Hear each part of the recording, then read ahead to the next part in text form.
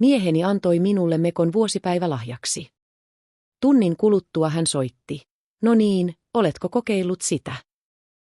Vastasin rauhallisesti, siskosi haki sen jo pois.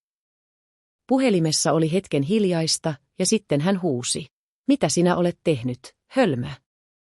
Ymmärrätkö lainkaan, mitä nyt tapahtuu? Kuuntelusta on hyvää päivänjatkoa. Irina eli ilman harhakuvia. 38-vuotiaana harhakuvat yleensä ovat jo ohi. Samalla kuin ensimmäinen avioliitto, ensimmäiset yritykset saada asiat järjestykseen ja hän on vain väsynyt. Toisen kerran hän meni naimisiin, ei unelman, vaan miehen kanssa, joka oli ulkoisesti luotettava, hiljainen ja osasi käyttäytyä sosiaalisissa tilanteissa. Matti oli 3 vuotta häntä vanhempi, puhui vähän, kuunteli tarkkaavaisesti, osasi tuoda lääkkeet oikeaan aikaan, maksaa laskut ajallaan ja hymyillä sopivasti vieraissa. Irina työskenteli hankintaosastolla, ansaitsi itse, hänellä oli säästöjä ja tapa kirjoittaa kaikki ylös. Hänen vanhempansa olivat opettaneet häntä. Jos haluat elää rauhassa, älä elä muiden sanan varassa. Siksi heidän perheessään oli myös hiljainen sääntö, jokaisella omat rahat, yhteiset kulut sovittuina. Matti kehui aluksi hänen järkevää lähestymistapaansa, mutta sitten hän lopetti sen mainitsemisen ja teeskenteli vain, että näin piti olla. Viime kuukausina heidän kotiinsa oli kuitenkin ilmestynyt outo varjo. Ei skandaalia tai uskottomuutta, vaan jännitystä, kuin ilmaa ennen ukkosmyrskyä. Matti katseli puhelintaan useammin, poistui useammin, 5 minuutiksi, ja palasi kasvoillaan kuin olisi juuri riidellyt, mutta teeskenteli, että kaikki oli hyvin. Hän saattoi vaieta kesken lauseen, jos Irina tuli huoneeseen, ja Sini, Matin sisko, ilmestyi yhä useammin. Sini oli nuorempi, äänekkäämpi ja herkempi loukkaantumaan. Hän uskoi, että elämä oli ollut hänelle epäoikeudenmukaista, kun taas Irinaa kohtaan liian antelias. Sini tuli teelle, mutta lähti usein kassin kanssa.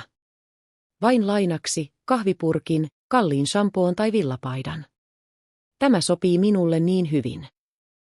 Kun Irina yritti vastustella, Matti vastasi aina samalla tavalla, mutta hän on perhettä. Miksi sinä aloitat nyt? Irina ei aloittanut. Hän vain teki muistiinpanon mieleensä. Keskustelu tulee myöhemmin. Ja toisen muistiinpanon, tavaroiden piilottaminen on turhaa. Sini löytää ne. Sini oli niitä ihmisiä, jotka pitivät toisten tavaroita yhteisinä, jos se sopi heille paremmin. Anniversaari-iltana Matti tuli kotiin tavallista aiemmin. Irina oli juuri levittämässä työdokumentteja pöydälle. Tapa, josta on vaikea luopua edes kotona. Matti laski ison merkkikassin tuolille ja sanoi kuin puhuisi tärkeimmästä asiasta. Hyvää vuosipäivää, halusin ilahduttaa sinua. Irina nosti silmänsä. Matti harvoin sanoi, halusin. Yleensä hän vain teki tai oli tekemättä. Kiitos, hän vastasi rauhallisesti. Mitä se on? Avaa. Kassissa oli mekko, kallis, paksu iltapuku, laput ja kuitti tallella. Väri oli syvä, mutta malli outo, hieman liian tiukka rinnan kohdalta ja liian pitkä hänen pituuteensa nähden. Eikä se ollut hänen tyyliään. Hän piti yksinkertaisista asioista, joissa saattoi hengittää. Tämä mekko oli kuin näyteikkunasta, kaunis, mutta vieras. Kaunis, Irina sanoi rehellisesti. Mutta ei ihan minun. Matti katsoi häntä tiukasti, ikään kuin testaten, kuinka kuuliainen hän oli. Tätä varten illaksi. Ehdottomasti. Olen varannut pöydän. Irina yllättyi. Mennäänkö jonnekin? Tyylikkäästi. Haluan sinun olevan siinä tänään. Meillä ei ollut suunnitelmia. Oli, Matti keskeytti liian nopeasti. En vain sanonut etukäteen. Päivän kunniaksi, Iiris, se on minulle tärkeää. Hänen äänessään ei ollut hellyyttä, vaan huolenpitoa naamioitua painostusta. Irina aisti sen, mutta ei näyttänyt. Hyvä on, hän sanoi ja ripusti mekon kaappiin. Matti, ikään kuin rauhoittuneena, suuteli häntä poskelle, otti avaimet ja lähti minuutiksi. Hakea pikkujuttuja. Minuutti kului, sitten 2. Tunti kului. Irina ehti laittaa kevyen illallisen, soittaa ystävälle, avata kannettavan tietokoneen saadakseen raportin valmiiksi. Mekko roikkui yhä kaapissa. Ja sitten ovesta tuli Sini sisään ilman koputusta. Oho, vain sekunniksi, hän lauloi ja meni kuten aina suoraan keittiöön. Antti sanoi, että olet kotona, minä olin tässä lähellä. Sini katseli ympärilleen kuin tarkistellen, mitä uutta, ja huomasi melkein heti kassin ja raollaan olevan kaapin oven.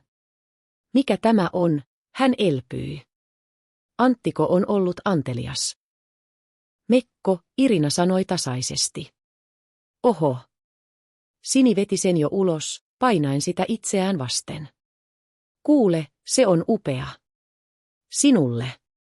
No, se on vähän liian juhlava. Mutta minulle se sopii täydellisesti. Sini, Irina sanoi hiljaa. Tämä on minun. Sini pysähtyi hetkeksi, sitten virnisti. Älä viitsi, et kuitenkaan käytä tällaisia. Otetaan, palautan myöhemmin, jos haluat. Irina olisi voinut järjestää kohtauksen, tarttua Mekkoon, sulkea kaapin, soittaa miehelleen ja vaatia selityksiä. Mutta sisällä hänelle tuntui yhtäkkiä outo tunne. Ei loukkaantuminen, vaan ahdistus. Kuin joku näkymätön olisi asettanut hänen eteensä merkin. Katso tarkemmin. Ota se, hän sanoi yllättäen jopa itselleen. Sini loisti, nappasi kassin, heitti Mekon teepaidan päälle hätäisesti, pyörähti peilin edessä ja lähti tyytyväisenä, huudahtaen. Kiitos, siskokulta, olet kultaa. 10 minuutin kuluttua puhelin soi. Matti. No miten? Hän kysyi heti, ilman tervehdystä. Kokeilitko? Irina katsoi ikkunasta. Ulkona oli jo pimeää, harjat pyyhkivät lehtiä, kaikki oli tavallista. Ei, hän vastasi rauhallisesti. Siskosi tuli käymään ja otti Mekon, sanoi tarvitsevansa sitä enemmän. Ensin puhelimessa oli aivan hiljaista. Irina kuuli vain heikon kohinan yhteydestä. Mitä sanoit? Matti lopulta henkäisi. Irina toisti, ja toisessa päässä jokin tuntui katkeavan. Matin ääni särkyy. Sinä ymmärrätkö lainkaan, mitä olet tehnyt, hän huusi. Ymmärrätkö mitään? Tämä ei ollut huuto ihmiseltä, jolle tavara olisi ollut sääli. Tämä oli huuto ihmiseltä, joka näki suunnitelman romahtavan. Irina kuunteli hiljaa. Hän ei vastannut. Hän vain merkitsi muistiin. Paniikki, ei vihaa, paniikki. Matti, hän sanoi tauon jälkeen, pehmeästi, ikään kuin rauhoitellen. Mitä tapahtuu? Ei mitään, hän ärähti. Ei mitään. Sano Sillelle, että hän ei laittaisi sitä päälle. Ymmärrätkö? Heti. Irina laski puhelimen hitaasti alas. Hän ei juossut Sinin perään. Ei siksi, ettei välittäisi, vaan koska hänen aivonsa kytkeytyivät kylmästi ja selkeästi päälle. Jos Matti huutaa näin, vaara on todellinen. Mutta vaara, jonka hän halusi hänelle, tarkoitti sitä, että sanomalla hänelle nyt, ymmärsin kaiken, hän antaisi hänelle aikaa keksiä uusi valhe. Irina teki sen, minkä osasi parhaiten. Toimia ilman ylimääräisiä sanoja. Hän soitti Sillelle heti. Sini, Irina sanoi tasaisesti. Älä laita Mekkoa päälle. Ota se pois nyt. Voi hyvänen aika, älä komentele, Sini hihkaisi. Olen jo siinä. Olemme juuri ravintolassa. Juhlimme äidin, älä välitä, Irina keskeytti. Minulla on kaikki tässä katsomassa. Ota se pois nyt, Sini toisti hiljaa. Minulle on todella tärkeää. Mitä, kadehditko? Sini hihitti. Älä huoli, en varasta sinun miestäsi. Vaikka kuka tietää. No niin, moi. Ja hän sulki puhelimen. Irina seisoi keittiössä puhelin kädessään, ja hänelle tuli ensimmäistä kertaa moneen vuoteen todella pelottava olo. Ei pelkoa riidellä, ei pelkoa jäädä yksin. Vaan pelko, jonka tuntee ihminen, joka yhtäkkiä ymmärtää, että hänen vieressään elää joku muu kuin se, joksi hän on itsensä antanut. Tunnin kuluttua hänelle soitettiin taas, mutta tällä kertaa ei Sini. Tuntematon numero. Olenko Matin, eli Matin Eerikin, vaimo, kysyi naisääni. Kyllä. Nimeni on Olga. Olen metsäravintolan, Lehtola, emäntä. Siskollesi tuli heikko olo täällä. Erittäin heikko. Ambulanssi on tulossa. Miehesi on myös täällä. Hän on paniikissa. Irina sulki silmänsä. Mihin hänet vietiin? Kaupungin sairaalaan. Sanoivat myrkytyksen tai voimakkaan allergisen reaktion. Mutta emäntä epäröi. En ole lääkäri. Hän vain kaatui salissa ja miehesi huusi, älkää koskeko mekkoon. Irina hengitti hitaasti sisään. Kiitos, hän sanoi. Ymmärrän. Hän ei mennyt heti sairaalaan. Siinä ei ollut järkeä. Häntä ei kuitenkaan päästettäisi sisään ilman lähisukulaisia. Eikä Sini haluaisi nähdä Irinankaan tässä hetkessä. Irina teki toisin. Hän otti taksin ja ajoi kotiin, sinne, missä ikävimmät asiat yleensä ratkaistaan, dokumenttien luo. Ensimmäiseksi hän otti esiin kansion papereita. Heidän avioliittosopimuksensa oli suullinen, mutta asunnon ja auton dokumentit olivat Irinan nimissä jo ennen avioliittoa. Tilit olivat erilliset. Irina oli aina elänyt näin. Ei siksi, ettei luottaisi, vaan koska se oli hänelle rauhallisempaa. Nyt hän alkoi muistaa pieniä asioita. Matti puhui yhä useammin hyvästä vakuutuksesta, riskeistä, siitä, että elämä on arvaamatonta. Äskettäin hän oli ehdottanut itsepäisesti vakuutuspoliisien uusimista, edunsaajan uudelleenkirjoittamista, kaiken järjestämistä oikein. Silloin Irina oli siirtänyt keskustelun myöhemmäksi. Nyt se ei tuntunut enää sattumalta. Hän käynnisti kannettavan ja tarkisti pankkitiedotteet. Viime kuukausina Matin kortilta oli tehty outoja veloituksia. Ei suuria, mutta tiheitä. Siirtoja tuntemattomille numeroille, lainoja, vetoja tai joku vaati rahaa. Hän avasi viestit. Matti oli alkanut kirjoittaa useammin kuivasti. Missä olet? Milloin tulet? Älä viivyttele. Irina oli aiemmin ajatellut sen olevan huolenpitoa. Nyt se näytti valvonnalta. Yöllä Matti ei tullut kotiin. Hän kirjoitti lyhyesti, olen sairaalassa. Älä sekaannu, puhumme huomenna. Irina ei vastannut. Hän meni aamulla töihin kuten tavallisesti, mutta lounastauolla hän otti vapaata ja kävi tutun luona, joka työskenteli juristina. Ei kostaakseen, vaan ymmärtääkseen, mitä tehdä, jos totuus osoittautuisi pelottavaksi. Iiris, juristi Laura sanoi kuultuaan tarinan. Tärkeintä ei ole tunteet, tärkeintä ovat faktat. Ensin sinun täytyy turvata itsesi.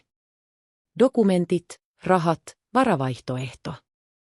Ja älä kerro hänelle, että epäilet mitään. Irina nyökkäsi. Se oli hänelle luontaista. Ei draamatisoida, kerätä. Sini selvisi. 2 päivän kuluttua Irinankin anoppi soitti. Hänen äänensä oli tunnistamaton. Ei käskevä, ei ylimielinen, pelokas. Irina, tiedätkö sinä jotain? Anoppi kysyy. Mistä? Sinusta.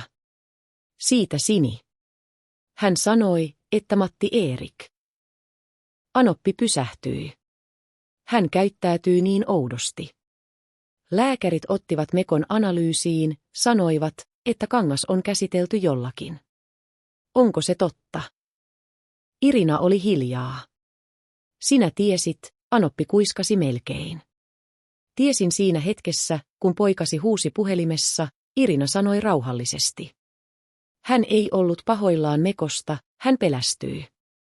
Anoppi nyyhkytti, ikään kuin hänelle olisi tullut huono olo. Irina, ymmärrätkö, mitä sanot? Ymmärrän, Irina vastasi. Ja tekin ymmärrätte, mutta teitä pelottaa myöntää se. Illalla Matti Erik tuli kotiin, väsyneenä, parrakkaana, silmät kuin miehellä, joka ei ollut nukkunut 2 yöhön ja ajatellut vain yhtä asiaa. Hän näki Irinan keittiössä, hänen rauhalliset kasvonsa ja jännittyy. Missä sinä olet ollut? Hän kysyi heti. Tyissä. Ja se on kaikki. Hän yritti saada hänet kiinni pienestä asiasta. Ja se on kaikki. Matti istui alas ja hieroi otsaansa. Sini on sairaalassa. Lääkärit, he liioittelevat. Se on vain reaktio. Mekolla ei ole mitään tekemistä asian kanssa. Ymmärrätkö? Ymmärrän, Irina sanoi ja lisäsi hiljaa. Entä sinä? Hän nosti silmänsä nopeasti. Mitä minä? Matti nousi ja käveli keittiössä. Hän selvästi valmisteli sanojaan. Hän halusi selvästi hallita keskustelua. Irina, hän sanoi lopulta pehmeästi. Älä keksi asioita. Olet herkkä. Sini on aina ollut sairas, hermostunut. Hänelle saattoi iskeä mistä tahansa. Mistä tahansa, Irina toisti katsoen häntä suoraan silmiin. Jopa sinun lahjastasi. Matti pysähtyy. Irina näki, kuinka 2 reaktiota taistelivat hänessä, jatkaa valehtelua vai painostaa. Hän valitsi painostuksen. Ymmärrätkö sinä lainkaan, kuinka paljon olen tehnyt sinun hyväksesi? Ääni muuttui kylmäksi. Toin sinut normaaliin perheeseen. Annoin sinulle vakautta. Ja sinä nyt järjestät sirkuksen jonkun mekon takia. Irina laski kupin hitaasti. Matti, hän sanoi rauhallisesti.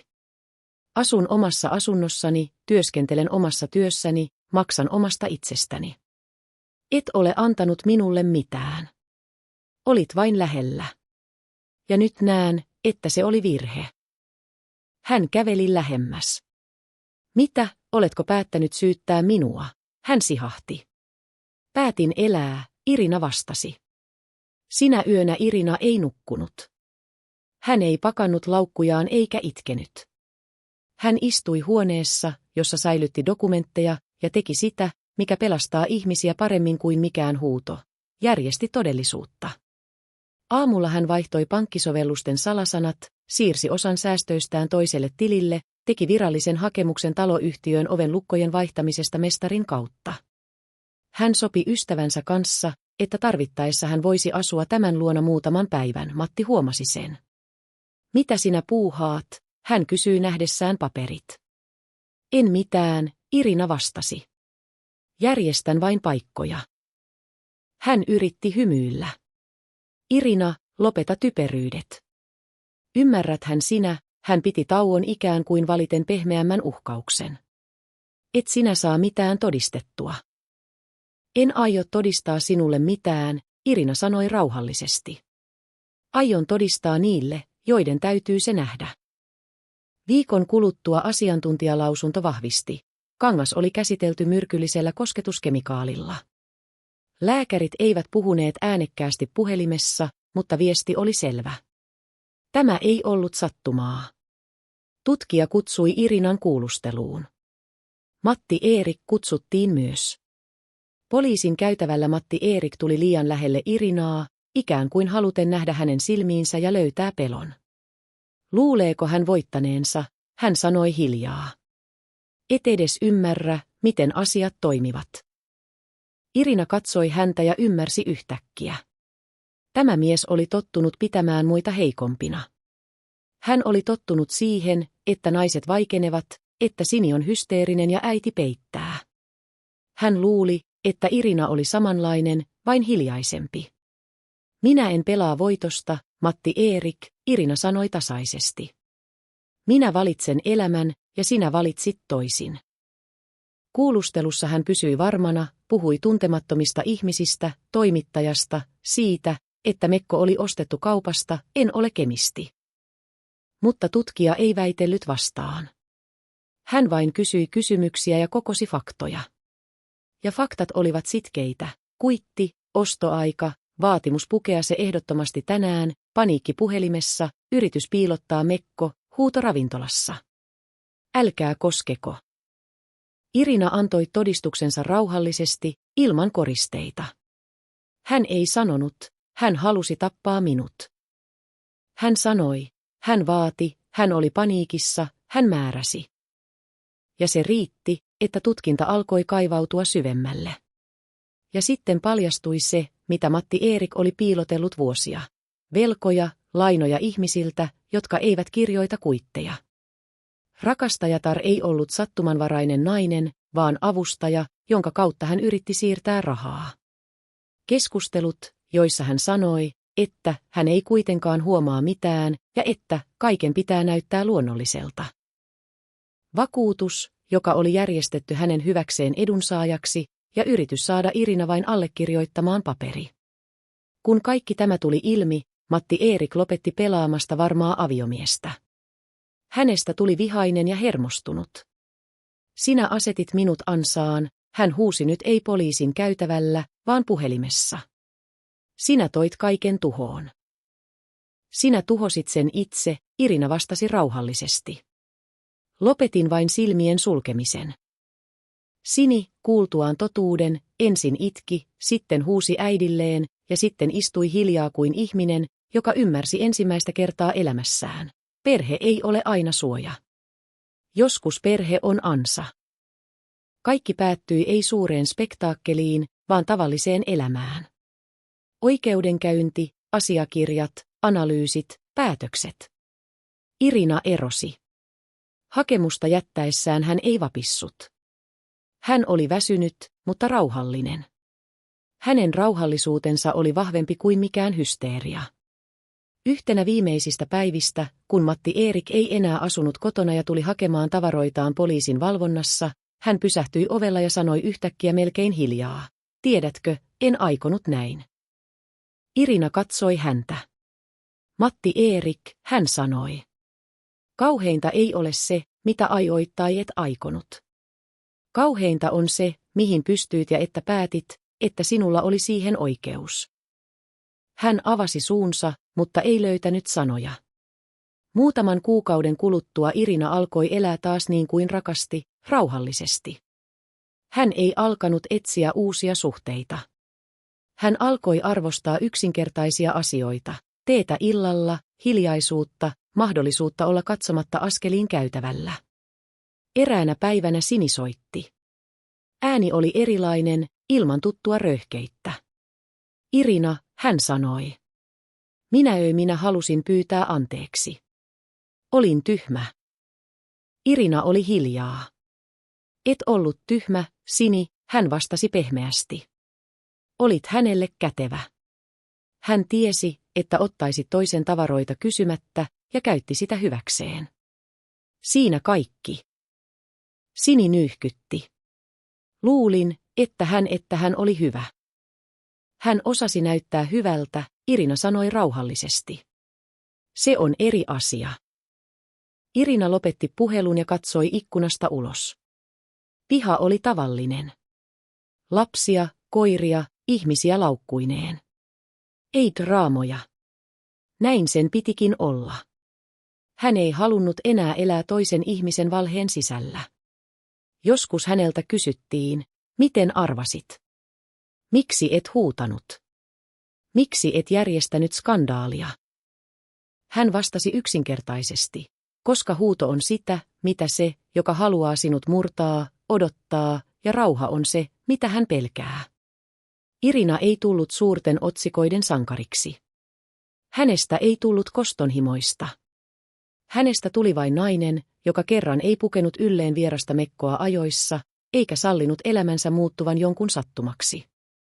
Matti Erik menetti kaiken ei yhdessä päivässä. Kaikki katosi vähitellen. Kunnioitus, raha, vapaus, varmuus ja tärkeimpänä valta ihmiseen, jota hän piti heikkona. Irina puolestaan sai sen, mikä on kalliimpaa kuin mitkään lahjat tai kauniit sanat. Oikeuden hengittää täysin rinnoin ja tietää, että huominen aamu kuuluu hänelle.